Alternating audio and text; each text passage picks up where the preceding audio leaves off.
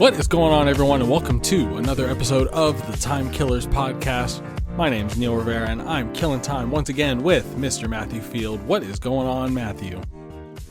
Not too much. Getting ready for the Thanksgiving holiday here in America. You know, Matthew, I'm thankful for you, not only as a co-host, but as a friend. You also buried the lead there with the Thanksgiving holiday. You also just got back from a trip of sorts to Europe, right? Where did you go again? I did. I went to Portugal. God damn, I'm so jealous of you, man. Well, yeah. So thank you for recording this on such a short turnaround from returning from your trip. I know adjusting back to Eastern time's probably not a good time, but we do have a fun show lined up for you guys. Nonetheless, I played through Dispatch, the latest and greatest in narrative stories. It's the all the rage right now. Matthew played Ball Pit while he was over in Portugal, and we're going to recap the Xbox Partner Showcase at the end of the show. So with that being said, guys, I'm going to launch right into it. Dispatch. This is Ad Hoc Studios. This is former Telltale talent.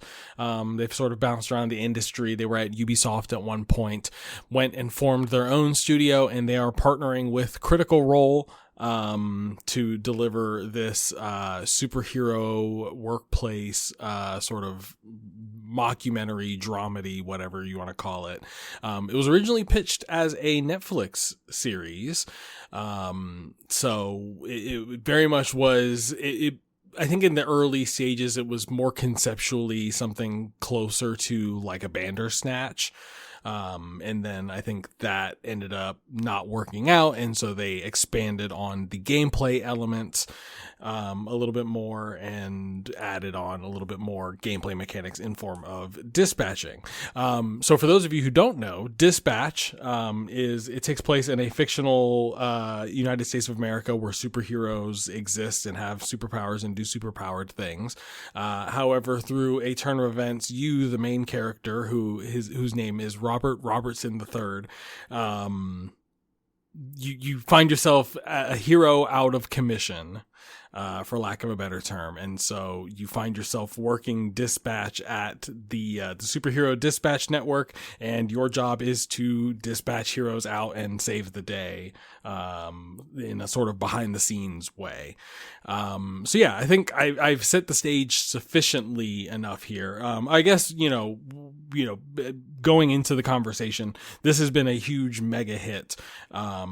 It's Ad Hoc just put out that it sold over 2 million copies. It's sort of cleaning up in terms of accolades. Even this close to the Game Awards, it was able to snag a few nominations for best debut independent game and something else. So definitely getting a lot of attention, definitely getting a lot of buzz. And so yeah, I've played through it and I have thoughts. I'm here to ask questions. So yeah, I mean, it's fine. So I think, I think really where my head is at, actually, let me pivot here real quick to talking about Dispatch in my, in critic mode here. So there's 2 points of comparison I think that you can make. The first sort of bigger point of comparison is, Invincible and The Boys, like other sort of like mature superhero themed media. And then, of course, the other is going to be the like past legacy Telltale games, we'll call them, like The Walking Dead, Game of Thrones, those series that were really sort of popularized on the 360 and PS3 generation. So where I come down on it feeling like it's fine, it's okay, I think as a dark, mature, whatever you want to call it, piece of superhero media, it sort of falls short when you compare it to some of the other more standout examples we've gotten. Like I mentioned, Invincible, The Boys. There's plenty. I mean, even within The Boys, there's the spin-off series Gen V, which is really highly regarded as well. So there's no shortage of like really good, strong, like dark, R-rated superhero material. And so that's kind of my main takeaway, is that like this tries the same thing in a slightly different approach, and it didn't hit for me as much. I think there are some highlights in terms of the gameplay. I do think the sort of the more strategic gameplay elements when you're dispatching, I think they do it really a good job of pairing it with the narrative, and making those feel like sufficiently stressful. Ultimately, I feel like the gameplay feels very much like an add-on, which, like I said, in the stage setting, like it kind of makes sense given the sort of development that this game went through. So, I think it all kind of adds up to being like an experience that like is good. And I think as someone who enjoyed and appreciated the legacy Telltale games, I'm glad to have these games back. I'm more interested to see what the second go round looks like. So, a couple things. I think it's interesting that you, and for the record here, I have every intent to play this. I've actually been trying pretty hard to avoid spoilers or any kind of like serious discussion on this because I want to go in fresh. I just have not gotten around to playing it yet. So I am definitely excited to dive in, especially given, what the reception has been around it. But in what I've seen about this game, I haven't gotten the impression that they're going for that like adult superhero niche. I mean, certainly, like they've shown some trailers where there's like swearing or whatever, and I know there's like, like romance options or whatever, but it hasn't seemed like, the humor in The Boys is there, but it's like of a very kind of dark manner, right? Like it's very kind of like it outputs a bleak worldview. Whereas the humor that they've shown in some of the trailers for this has seemed lighter and more like sillier or whatever. So I mean, are those trailers not representative of where this plot ends up going? Obviously, avoiding spoilers, or how does it stack up in terms of what the tone that it goes for exactly? I think that's a good question to sort of frame why I feel negatively about the tone is that it sort of is tonally all over the place. And I think really we can get into more specifically what that means for me in a way that I think about it. Like, I think it sort of crystallized in my mind as I was playing through it. And I think it sort of sums up the way I feel about this game perfectly. And that's, this game feels as though you are managing an entire team of Deadpools, where it is just their personalities are ratcheted up to 11. It is like you're not getting much in terms of depth and like sincere character moments. It's more just everyone's doing some sort of quirky one-liner. I think there's probably like two tiers of characters in terms of the writing, where like I think you do sort of have an upper echelon of those that are sort of more integral to the story, whereas the ones that are a little bit more ancillary I think fit that bill a little bit more. I do have issues with some of the choices and some of the ways that like I looked up the different ways that it can branch, and like it just didn't feel as though I feel as though, even though like I say the mature like superhero comparison thing like loosely, like I'm not trying to say that it in any way is trying to mimic what those shows are doing. I just think that like even in this own niche that it's carving out for itself, it's more irritating. It's the sense of humor to me just didn't, it rubbed me the wrong way. I think, and that makes sense the way you describe the two tiers of like characters here, because the next thing that I wanted to bring up was this voice cast is kind of all over the place as well. And just in terms of the casting, right? Like you've got some well-known actors. I mean, you got Aaron Paul, Laura Bailey being the biggest two, that are like, Laura Bailey being an actual voice actress who's critically acclaimed and all that. And then you get into like the celebrity, like token celebrity part of the list here, where you've got like, Moist Critical voicing a role, and just like people who have no experience and can't be expected to deliver strong performances if their role is anything other than delivering just one-liners, Yeah. And that's kind of what a lot of those, and don't get me wrong. Like I do feel like as though overall I come down a little bit more negatively on the writing. And I mean, I feel like the Deadpool comparison is perfect because it does feel like it's a joke a second and maybe 40% of them are hitting, at least for me. It is, like there were some bits that were genuinely like I was laugh out loud. Like it is, I would say for a video game, it is funny. It's hilarious. But I do think there were a lot more instances that I was rolling my eyes and just like, ugh, like, and even beyond that, right? Like even beyond the humor, even as a superhero story, it didn't really do much. Like I feel as though the arc that the characters go on, they don't really end up in a different place. They don't really like, there's one character, without getting into spoilers, there's one characters where I feel like there's like real consequential like things that can happen to them based on your decisions, but otherwise everyone is just sort of set in stone. So yeah.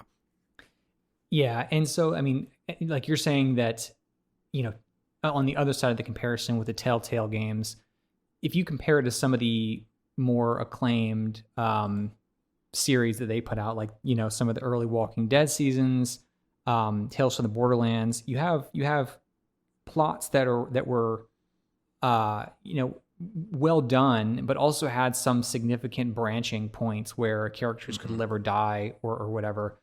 Do you think that, how does this stack up on that front? Like, does this branch as much as some of those Telltale games did, or is that kind of just window dressing for what is a mostly linear experience? Yeah, it definitely feels like window dressing. It definitely feels a little bit more on the side of like, you can see how different interactions play out based on how you react. But, having gone through and looked through I believe there's 6 different endings, they're all relatively, like, I would put it in the same camp of like what the Mass Effect 3 endings were initially, where it just kind of felt like, they picked like 2 or 3 moments that were like really important, and then everything else was just kind of inconsequential. To go back to the Telltale comparison too, where it's like, I feel like even as games, they were doing more. I feel like this one would have benefited from those interstitial sequences that The Walking Dead sort of popularized, where you're sort of just navigating these 3D spaces and talking to all of the different characters and getting a sense for, who they are as people and their allegiances. You have the different dialogue trees. There's none of that in Dispatch. It is very much a linear experience. There's a handful of branches based on, like a certain metric that is sort of calculated under the hood. And that's it. And I mean, like, I think overall, like as a piece of entertainment, it's enjoyable. Like the art is fantastic. Going back to the voice cast, the performances are all terrific. I started there for a second because I don't believe that Aaron Paul did a great job in this, and a lot of people are giving him his flowers, and I feel like he's kind of sleepwalking through this for the most part. Yeah. That's my opinion, at least. Jeffrey Wright, however, on the other hand, does a terrific job. His character ends up having some like real stakes, and I feel like, they do a good job of giving everyone these sort of like, like everyone's personality is reflected through how they treat Robert, and like, ergo how they treat you. And so like you kind of are getting these little tidbits here and there. I think my biggest disappointment is that it just never really led anywhere with anybody, even in the main story. Like you kind of get these tidbits of Robert's past and like his family and like the family legacy. Like his superhero origin story is like, it's a family business. And so like there's this relationship with his dad that sort of gets introduced and doesn't really go anywhere. And same thing with Jeffrey Wright's character, where like there's this flashback sequence where you kind of get a little bit more details on their relationship, but it's all very surface level. It's all very like, designed to sort of be more of a teaser that hopefully then in season 2 you're getting a little bit more background. And I would imagine I'm explaining all of these things, and the wonderful people at Ad Hoc Studio are like, yeah, duh, like this is already in the script. We've got this ready to go. But it's still kind of it still kind of underscores like I think my overall complaints with the first season, in that like it doesn't really stand well on its own. But do they? And you said that, do they set this up pretty obviously for a second season? Yes and no. And I mean, I think it really depends on how, like, what they want to call the canon ending versus, how much they even want to integrate like past decisions, because there's a pretty, like, I would say based on these 6 endings, there's like 2 major differences that, like, you would have to, as developers, writers, like, have to come out and say, like, this is the canon ending. This is what we're treating as canon for season 2. Or they would have to allow, like, for further branches, which I think that's probably what I would want to see more of, like more of a Mass Effect kind of approach, where, like, okay, we're going to carry over everything you did in season 1, into season 2. And then we've got more permutations, presumably based on, that and what you're doing in season 2. And I think they have the infrastructure to do it, because one of my highlights, or one of my high points of my time playing this, was like the stats and like the breakdown of how you did versus other players. Like, all of that stuff is like really robust in a way that feels like a step up from the original Telltale games, and even something like Detroit Become Human, or it's something like on par as like Detroit Become Human, where, like, it's a little bit more in depth than like what those old Telltale games used to do. So I mean, I think they have the infrastructure to do something like that, because if they did something where it was more or less just like season 2 and like everything's kind of the same level of different, I don't know if that would intrigue me or hook me, where I feel like they might be hinging more on like the personalities and like people sort of like gravitating toward like different characters as like their sort of main hook here. Yeah, I mean, I think it's a very safe bet to say that this will get a second season, considering how successful and well received it's been. They said that they've exceeded all their sales goals, like within the first couple months, and it's sitting at overwhelmingly positive on Steam right now. Last question I wanted to ask about this is, I've seen that they're potentially like teaming up with the Critical Role folks to to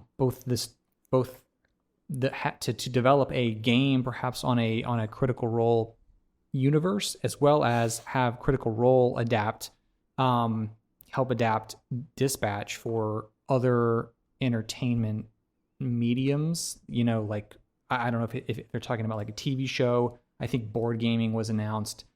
Mm-hmm. I mean, from my perspective, again, not having played the game, it seems like this would lend itself very well to other media forms. Like you could kind of easily see a TV series or something that, like an animated series that follows some of these characters or whatever, and is tangentially related to the plot of the game.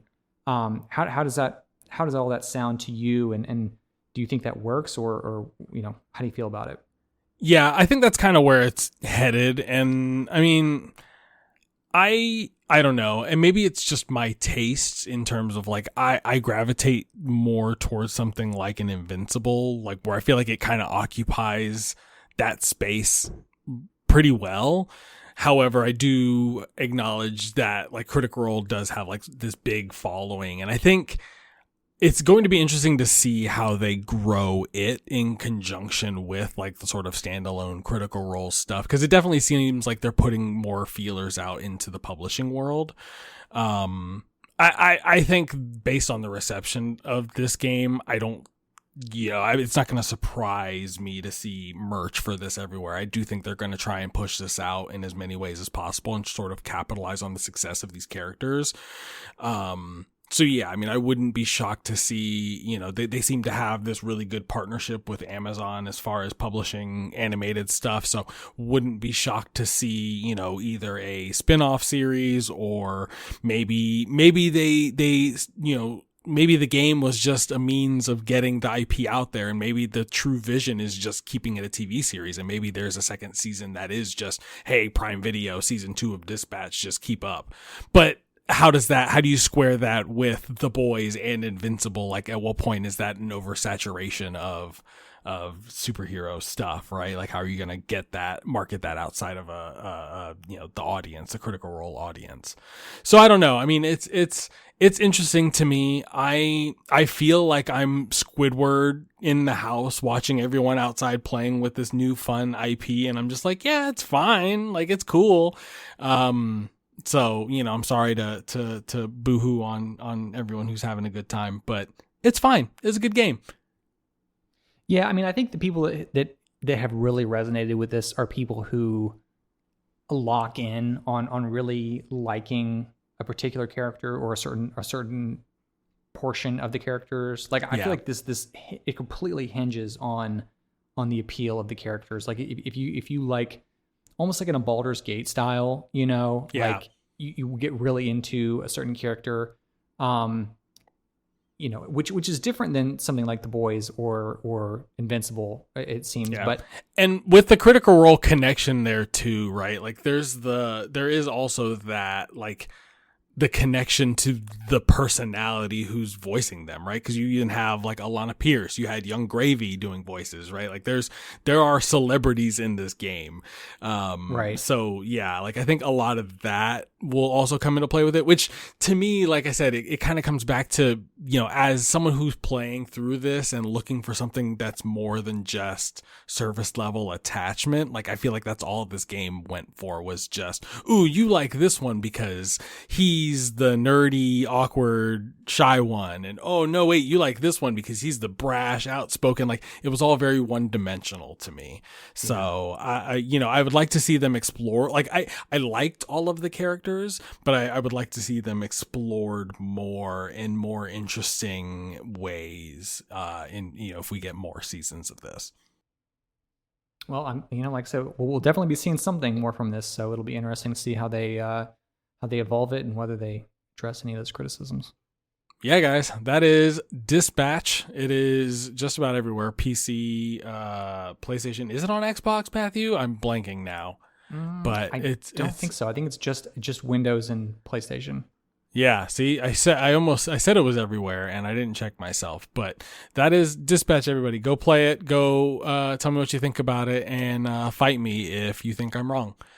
Matthew, you traveled to Portugal. You get to live a wonderful life that many of us pilgrims don't get to live. But that means that you haven't had as much dedicated, like, console gaming time, which, by the way, I've been playing a lot of Arc Raiders, side note. But no, all that to say that you've been playing Ball Pit while you've been traveling abroad, which this is, it's the latest Devolver joint. This is developed by, I navigated away from my notes here. Give me 1 second. This is Kenny Sun and Friends. Yeah. Yes. Yeah, Kenny Sun, he's a pretty prolific indie/solo game dev. Okay. He's made some, like, iOS games. I think he made a Threes, if you're familiar with the game. Okay, Threes. yeah, that does sound familiar. Yep. So he made a spin-off of that called Twinfold, which was pretty good. He made Yonkai's Triangle, which is another little puzzle game where you're messing with triangles. So I've been kind of aware of his work, particularly in the mobile space, for a long time now. But this is sort of what I think is his biggest release yet, both in terms of, like, budget and marketing attention that it's gotten with Devolver. And yeah, it is Ball Pit, and it is a roguelike brick breaker game where the inciting incident is that Babylon, play on Babylon, is destroyed, and that you have to go down into the pit that it sank into to defeat the hordes of monsters that have taken residence there. So the general loop is 2 parts. One is you are in a constantly moving forward screen where enemies are coming down at the top, and you're moving towards them from the bottom, and you have to, in like a brick breaker type scenario, you're shooting, you shoot balls, and you have to kill them as they get closer to the bottom of the screen. The catch here is that the balls that you are shooting, there's a ton of different types. You have your basic balls. They just call them baby balls, which are just white and are nothing special about them. But then you have the special balls that all have like different abilities or effects that they impart on the enemies. So to give you an example, like one is basically a ghost ball, where it will, instead of bouncing around off enemies, it will pass through enemies, and it will damage everything that it passes through. You have a fire, like a fireball, where we'll put a burn debuff on any enemy that it hits, or a freeze ball, where it will slow down the enemies coming down the path towards you if it hits them. And these power-ups are like randomized. It's a roguelike game essentially. Exactly. So every character, because there's different characters that you can play as for each run, and each one starts with a different ball, but they also have different, the characters you're playing as have a bunch of different mechanics to them as well. Not to, and some of these are like it's the closest thing the game has to a spoiler, in that, there's like sort of surprising new mechanics that the different characters that you unlock will have available to them. To give away one sort of cool one that you get fairly early on, is you actually are controlling 2 characters instead of 1, and they're shooting out. So you basically can shoot out twice as many balls, but it's mirrored. So if you're shooting one to the right, the other one goes the equal distance to the left, and they all continue bouncing around.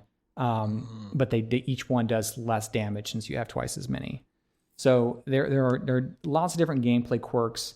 To make it even more complicated to describe, all of the special balls that you get during the run from like leveling up and advancing can be upgraded and combined with others to produce more effects. You can only have like, I think, 4 different kinds of special balls at once, but you can fuse them together to create, to essentially accumulate more effects. And so the special balls, they kind of function in the same way that the Jokers and Balatro did. And so that's why there's the limitation, that's where the sort of the bigger game breaking stuff is happening.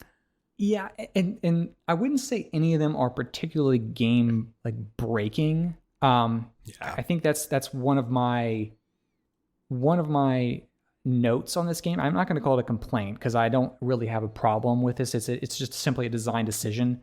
But it's not like to compare it to something like Slay the Spire. Like you could get a Slay the Spire run where you happen to get some cards that really synergize super well, and you blow through the run, and by the end of it, nothing is stopping you. There are other roguelikes like that as well. I'm blanking on which ones are like that, but Hades 2 for me most recently definitely gets to a point where by the end of it. And that's the thing though. So in Hades 2 though, it's impossible to get to that point at the beginning, because there are progression, limitations, right? And Ball Pit is closer to that in terms of execution. Okay. Not to say that you can't complete a level, because you're unlocking, I think there's 10 different tiers, and you can complete each one with multiple characters to try to unlock more stuff from each level. But you could, in theory, complete each level the first time you unlock it, but you can't just go all the way through because your characters are not leveled enough. There is some built-in progression blockers because you have to play the mid or the in-between run mini game, which is where we haven't talked about this yet, but you're building. Yeah, this is the part that intrigues me the most. Yeah, there's a city builder in this game. Yes. And but a city builder with not just a city builder, but a city builder that you have to also use the ball bouncing mechanic to harvest resources from.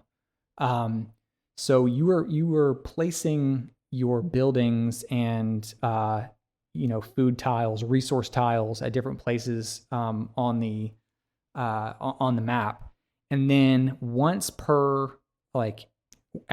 after each run of the game, you can line up a single shot on the town, and then basically all of the characters that you have unlocked will follow that shot and will bounce around in different ways based on whatever they hit to harvest resources or upgrade buildings. Okay. So yeah, you only have one, and it's kind of like a situation where, and you can move the buildings around. It's not locked in. Yeah. So if you want to make sure that you hit a certain number of things in your shot, you can go in, shuffle it around, and make sure you're going to hit all those like first thing essentially. And the shot's a one-time use thing, or like a one-time per run thing. Once after each run, you get a shot. Yeah, got it. But then there are also some like passive buildings that you can do. So like, once you get certain buildings, you can, it'll say like it will harvest 1 wheat from all adjacent squares once every 8 minutes or something like that. And that can be upgraded to harvest more frequently. And the wheat squares can be upgraded to produce more wheat. And those happen regardless of whether your characters run over them or not. So there is a little bit of passive income. But the big stuff, like, if you say you want to upgrade a building, each building has, I think, at least 3 tiers, maybe 4 tiers of levels you can get. You have to bounce the characters off them in order to like basically build, like in a like RTS kind of situation where you've got to assign somebody to complete the upgrade. You have to bounce the characters off that a certain number of time to complete it before you get the benefits.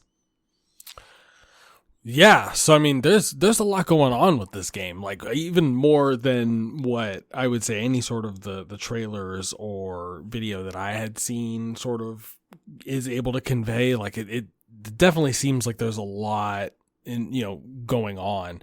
What stands out to you? What's working? I mean, is it I guess a good question is, it's an interesting combination. Does it work? And then what's working and what's not working for you? I think it definitely works for me. Nice. And, I'm on record as not being a roguelike or roguelite enjoyer. But this one, I guess the takeaway from this is that if, regardless of the format, I do like the brick breaking. I can't remember. I called it Brick Breaker. What's the original Brick Breaker game called? Oh God, I couldn't remember, but I was going to say Brick Breaker, so we'll just go with that. I thought there was another one, but yeah, essentially it's, I played a ton of that, like back in the, like whatever one was built into like, Windows 98 or whatever. Like the one where you have the single ball and paddle and you're chipping away. Like I've always liked that kind of, mechanic. And while this is different, it retains some of the same satisfaction of breaking, killing the enemies that are coming towards you. It's, and I also like, I don't really usually get that like one more run feeling. And maybe that's part of why I don't usually click with roguelikes. But I've had 2 games recently where I have actually gotten that feeling. One was being Arc Raiders, that we talked about last time, and the other one being Ball Pit. Like the incentive to, okay, you get back to your town after you finish a run, and you want to take your shot. You move your buildings around to get the stuff that you need, and then I feel so compelled to jump back in and test out whatever upgrade or whatnot that I've gotten from the town process. So yeah, it's got a very addictive loop, in my opinion. Nice. And so, I mean, yeah, so that's, I guess my follow-up question is like both of the mechanics are working for you in terms of, obviously you feel strongly about the block breaking, but like, do those upgrades feel powerful? And can you speak to I guess sort of like the progression system in the city building portion to it? Like it's all that feels good to you? It does to me. I mean, the city building aspect of it is definitely pretty simple. It's not there's not a whole lot of decisions that you're making. Okay. The decisions that you're making come with how you position the buildings in order to take the shot. Not so much in terms of like, okay, what do I want to build next, or how many of these do I need to build, or whatever. It's most of the decision is in actually placing the buildings in order to get what you need from the shot each time. I could see some people finding that tedious, and maybe after another 10 hours, I'll find it tedious as well. I haven't gotten to that point in the 10 or so hours that I've played so far, and I think that also kind of speaks to one of the criticisms I've seen about this game is that for as good as it all looks, that that it's kind of shallow and has a low sort of skill cap. That you're basically just repeating the same thing, and you're just having to kind of make the numbers incrementally go up in order to be able to advance, rather than perfecting your ability to optimize your shots and your gameplay. Right. I think there is an element of that too. Like I can see where that comes from. Like there's a lot of runs will sometimes feel like when you don't succeed, it's not because like you weren't strategizing correctly. Like it was mostly because you either got unlucky with the balls and the items that were given to you during that run, or the character that you're using doesn't have the stats in order to back up whatever type of balls. So it seems kind of like a traditional roguelike in that way, which is, I mean, it's interesting that you gravitate so much towards this one, where like hearing you describe that, it kind of pushes me away from it. And I think a lot of that is because I am not as drawn to the brick breaking mechanics, and I think that's sort of a bigger conversation that you can have around roguelikes, in that like I think there's just so much diversity in terms of how many different gameplay mechanics not only that you can incorporate, but like combine, like those elements of the way that you've talked about this game that remind me of Cult of the Lamb, with some of the returning to base and getting those perks and then going back out in the wilderness and things like that. And like those games I enjoyed a whole lot, but I think it was because it had more of a traditional dungeon crawl combat to back it up. But I mean, it's interesting that roguelikes can exist in so many different shapes and sizes and can appeal to, so many different niches, because I can see something like that being addictive if you're a fan of that style of gameplay, whereas something like a Hades, or even to mention like Hellclock, which we covered previously on this show, like those sort of speak more to me as like an ARPG guy.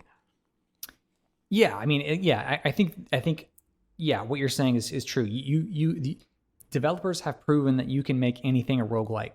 It's just about A, how good the meta progression is, and B, how good the actual gameplay is that you're doing in each run, or how satisfying it is. And so I think one of the harder things to convey about Ball Pit is like what I would describe as like the game feel I think it's one thing to look at this game, but it's one of those things where you have to kind of get your hands on it to see what is so satisfying about it. 'Cause I mean, there's even elements of like bullet hell style games. Yeah, in terms of I've the seen bosses. that, especially when things get like really chaotic and like it really ratchets up in a way that seems really interesting and exciting. Yes, and it does, and it's just like I think for me, what you're saying, you know, to support that is like even on. I don't feel like I need to complete a level in order to have had a good time with it, or to feel like I've gotten like a meaningful experience out of it. I think I could see somebody finding that to be the case, but the actual act of like choosing your upgrades, combining the balls, like it's all being doled out so well and at such a good interval and within each run, combined with the actual satisfaction of just, you know, moving down and killing the enemies. It's such a very simple thing, but the game feel and the way that you control the character and move around, like the whole experience is greater than the sum of its parts, I would say. Nice. Well, any closing thoughts before we head off to break? No, I would say that I'm going to continue to play this game. I hope that, you know, they find a way to add some DLC in, maybe with some balls or levels or whatever. I think this would be a good game for that to be done in. Like it shouldn't be too difficult for them to do that if they have some ideas. So hopefully it'll It seems like it's filling a similar niche for you as Mega Bonk has for me, where it seems like a great pick up and play game. You're kind of constantly chipping away at the overall progression. Yes. Yeah, I can see it being a lot of fun. Yeah, for sure. I think you specifically should give it a shot, and I think it may hook you, or at least you will at least get something out of it. Yeah, I mean, I'm intrigued. Like, I almost pulled the trigger on it and held off, and a big part of it is because traditionally I just do not enjoy the brick breaker kind of games. I did look up, well, it's hard to say because there's so many, like, I don't know what the original game was, but when I searched for brick breaker, there is a game called Brick Breaker that is essentially what we're talking about here. But yeah, there's a million different versions of it over the years. And yeah, it's been a genre that, I don't know, maybe I just haven't given it its due, you know, like its flowers, or, you know, haven't given it a fair shake lately. So no, maybe I will give it a try. But luckily for us, I did also look this up. It's available everywhere: Nintendo Switch, PC, PS5, and Xbox Series consoles. So that's Ball Pit. Go out and get it if you're a ball breaking sicko like Matthew. But that is going to do it, at least as far as our games review portion. We're going to take a quick break, but then when we come back, Matthew and I are going to talk about that Xbox Partner Showcase that just took place. We'll be right back.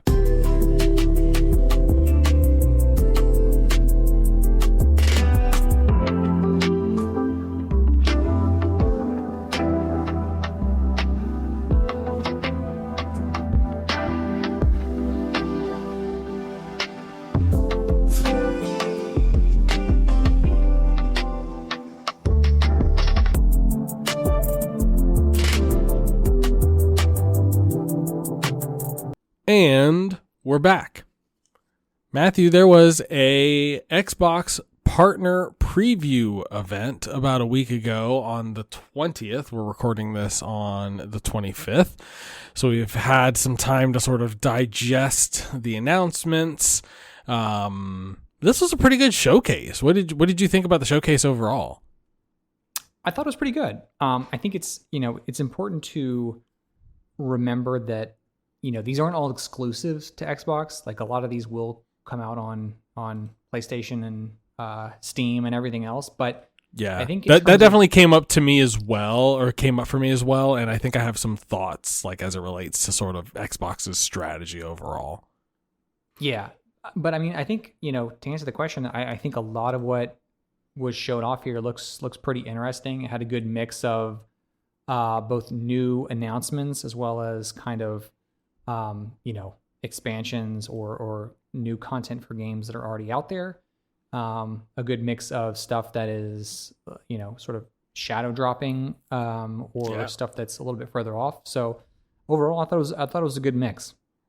Yeah, no, I mean, and what stood out to you? Because I mean, I'll, and I'll take the lead on this one because honestly, like I was actually a little bit surprised at how many games sort of caught me off guard. And I don't know what was announced before this versus what was revealed in this event. But I mean, Erosion was one that stood out to me where like that, like the whole concept of that where, you're playing this like outlaw who has to rescue his daughter. But each time you die and go through a run, it's a roguelike, big surprise. It adds to her age. So there's kind of like a reverse Sifu thing going on where like you have to rescue your daughter before she gets too old and dies. So that one really caught my attention and definitely seems one that'll intrigue me. But Matthew, what about you? What stood out to you from the partner preview? I agree. I mean, I think that was definitely the one that was the most eye-catching to me. That's from the team that produced The Last Case of Benedict Fox, which I never got around to playing. I always thought it looked cool. Maybe I'll go back and check that out before this comes out. But the Sifu kind of meta mechanic combined with what looked like maybe like, I don't know, Hotline Miami type, like shoot 'em up a little bit. Yeah. Combined with the voxel graphics. Western vibes. Yeah. There were a lot of games that had voxel graphics in this showcase, by the way. Yeah. I think it's definitely you're starting to see it more. I haven't gotten tired of it yet, but it's certainly, taking over some of the pixel art pixel art status. Yeah. I don't know how I feel about it because like I think that was the one thing where I think my other standout was Echo Generation 2, where I think that was announced before this, but like just seeing sort of like a reminder of that story, like that world looks really cool. I wishlisted the first one as well because I missed that one, so that's one that I think I want to check out, both the original and the sequel when it comes out. Tides of Annihilation, this like crazy over the top, like it essentially just seems like a remake, like they're just taking the combat of Final Fantasy 16. This is like really like big over the top action set pieces. So yeah, I mean a lot of good stuff here in this, and a lot of it is kind of falls under the like there's some of it's being published by Nacon, a lot of it's like first time developers, so it'll be interesting to see how some of these sort of like smaller, lesser known games shake out, but they all looked interesting. There was a lot more that sort of caught my eye than I was expecting. But yeah, I mean, pivoting, one thing that sort of stood out to me about the showcase itself was the fact that it started with this really big emphasis on Xbox Play Anywhere, where I think, previous Microsoft events, the focus has sort of always been Game Pass, and a lot of these games were announced as coming to Game Pass. But to see that sort of focus at the beginning of the show was really interesting. What did you make of that, Matthew? I agree. There was definitely a noticeable lack of usually these the third-party games, they show off the ones that'll be coming to Game Pass because they want, they historically have wanted to drive up to focus on the subscription aspect of that. Yeah, they beat you over the head with the games that are coming over to Game Pass. Right. But they made a huge point, like as you said, for this one to show that every game that they showed off here will be an Xbox Play Anywhere game. So it means everywhere, or all the games that you saw here, if you buy it on Xbox or through Xbox on PC, then you can play it on both. And I don't think it necessarily means you can cloud stream them, but I would expect that a lot of them will be cloud streamable. They do have that program where they do allow a select, I think it's a publisher by publisher basis, where whether they allow you to stream your own games. So yeah, and I imagine that as they progress down this road, more will just kind of come out. Like Xbox Play Anywhere should include the stream option, probably just not in fringe cases. Right. But yeah, that is now the focus here. They want to show you games that you can play both on your PC, both, on your Xbox, as well as, on the new Asus ROG Ally handhelds. So that's obviously the focus here. They also did not shy away from, like we talked about, from pointing out that these will be available on Steam and PlayStation as well. I think it's notable, and this is not the first time they've done it, but I always kind of find it interesting, is that when you see a game that is like at a Sony event that's coming out on PlayStation, they will never show the other platforms that it's coming out on. However, on a lot of these Xbox events, including this one, they will show that it's also coming out on Steam or on PlayStation as well. There were two tiers of logos. Where like it would seem like visually they were prioritizing, here's the Xbox series of platforms, and then underneath it was like, hey, here are the other platforms. And yeah, I mean, I think that speaks to Microsoft sort of understanding that, we're not just in this to sell Xboxes, but also move units. And, I don't know. It's interesting to see them push like third party games for other platforms, because like they really don't stand to gain anything from those. Right. If they're not publishing it or developing it, but they will have it on a service, you don't really gain anything by saying that it's also going to be on PlayStation. You know, like you're. But I think it's just a indicator towards their philosophy here. They're kind of embracing openness of platforms and the diminishing emphasis on exclusives in order to sell consoles. I find it interesting. I think it's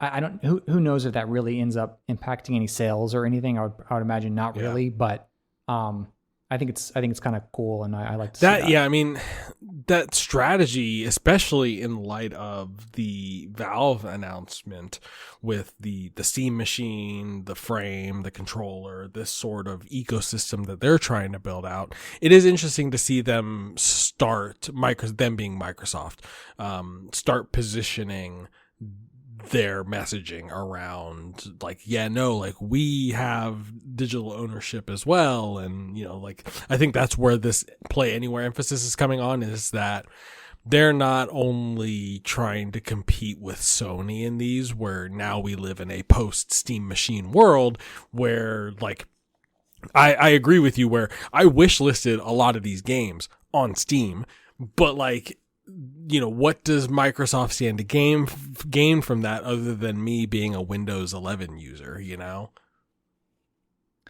I mean, I think if they make, for Steam specifically, this doesn't really apply to PlayStation, but if you buy games on Steam and play them on your ROG handheld, or if you play them, if you select them through your Xbox full screen experience running on Windows, you're interacting with the Xbox product in a way that may lead you to increase your purchase and your time investment on their platform in the long run. I think it's more of a long term play there. Yeah, and I think that makes sense. It's the same thing. It's the same idea as like a free to play game. Like if you give the game away for free, why? Well, okay, you could say, why would you do that? Well, it's because studies have shown that the more time you spend with something and using it, you're more likely to spend money. Like if you keep them coming back, the data shows that they're eventually going to spend money on your platform. Now, I don't think there's enough of a like there's no precedent for what they're doing here with just like the Xbox app and like that experience on a mobile handheld or even on Windows. So who knows how well that's going to play out, but I would imagine that thinking is what goes into it. Yeah, no, and that was another sort of piece of this towards the end, is that they announced that they are bringing the full screen experience to Windows devices, all Windows devices. It's in the preview program. Now you can opt in and sort of test it out and tinker with it. So it's not just exclusive to ROG Ally users anymore. Yeah, I mean, I think that's going to be sort of the linchpin to all of this, how well they can make all of that stuff work. And you know, if as long as, you know, if they can sort of deliver on that promise, that doesn't require Linux, that I'm able to do with Windows, and sort of enables me to sort of natively install all of these programs without tinkering, I think that'll give them a leg up over Valve as the next wave of the console war starts heating up. Yeah, between Steam Big Picture Mode and Xbox full screen experience, or whatever the official name is, I think that you can see the strategy start to converge here, like the rivalry start to blossom between what Valve is trying to do with the Steam machine and, you know, what Xbox is trying to do with moving to a more Windows based focus. I mean, it's going to be interesting to see how that plays out, and whether the Steam, you know, it all comes down to the library, right? I mean, right. People who have invested a ton of money into their Steam libraries are more likely to stick with that. So yeah, it'll be interesting to see how that plays out, and whether the fact that the Xbox console games are also in the mix for the Play Anywhere thing, is whether that moves the needle for people. Yeah, we'll have to see. Yeah, no, and Microsoft is uniquely positioned because a lot of, you know, majority of people that are gaming on PC are gaming on Windows PCs. So speaking back to the you know, the hesitance, I think that's a hurdle that Valve sort of has to overcome with the Steam machine, where, I mean, not necessarily even a hurdle, because I think that's just going to speak to a more niche hardcore audience, whereas I think Microsoft is still going to be positioned to sort of dominate in the mainstream sense and own like what gaming in the living room looks like, so to speak. Yeah, I mean, you may be more willing to hook up the Steam machine to your living room TV, but you're going to be much less likely to also try to do any kind of like anything else on a Steam machine than you would a Windows desktop, right? Like if you game on a Windows desktop, you're more likely to be able to use that for something else than using a Steam machine for something else. Even though, you know, Valve tried to indicate that, yeah, you could work on this thing, you know, in the announcement for it. I think the number of people who are going to be using that thing for anything other than gaming is very low. Yeah. And based on my experience with the, you know, fiddling around with the Steam Deck in desktop mode, I wouldn't recommend doing that for the Steam machines either.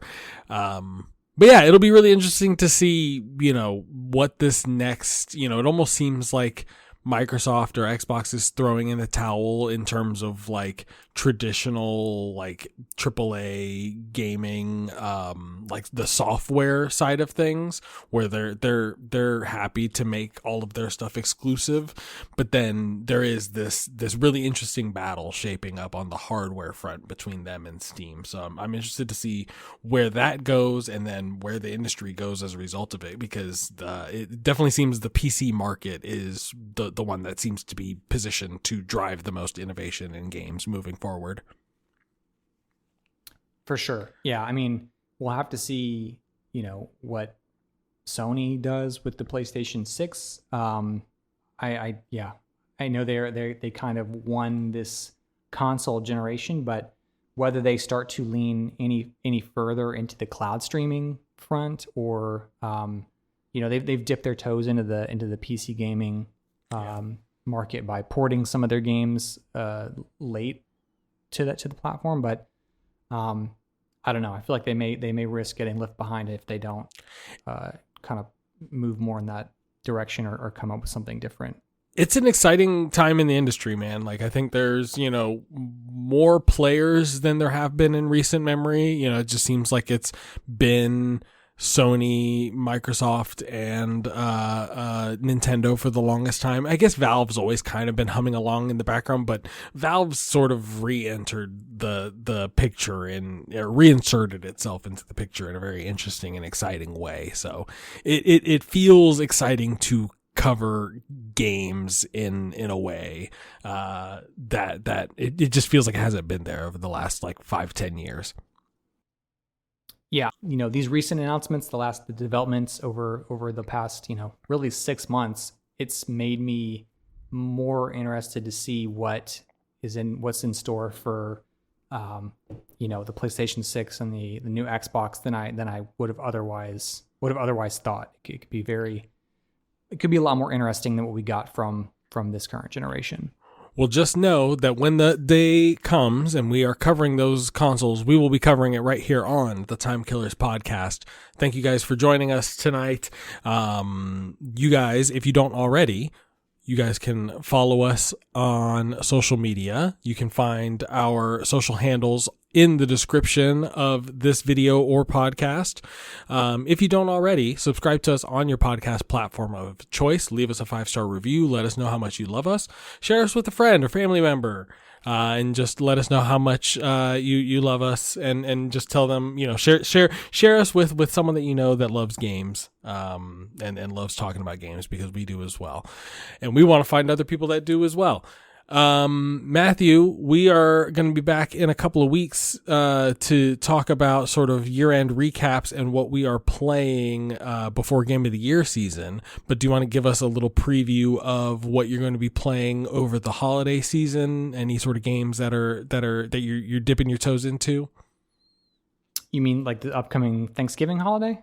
Thanksgiving, the holiday season, whatever you want to call out, anything that, sort of a preview of our next episode, which is going to be games that we're going to be going back to before Game of the Year season. I would, but I've got to figure that out for myself as well. So okay. Yeah.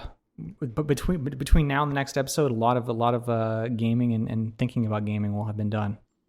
Yep. Well, I will go ahead and close with mine, where I think I'm gonna play a little bit more Arc Raiders, but I'm feeling a little spooky, and I think I might check out Silent Hill F. That was one that I initially wasn't thinking about playing through for Game of the Year, but now that seeing how many awards it got nominated for at the Game Awards got me thinking about it, and I'm in the mood for a horror game. I could do it. It's on my list as well. It's definitely up there for me. So if you're playing that, I may prioritize that too.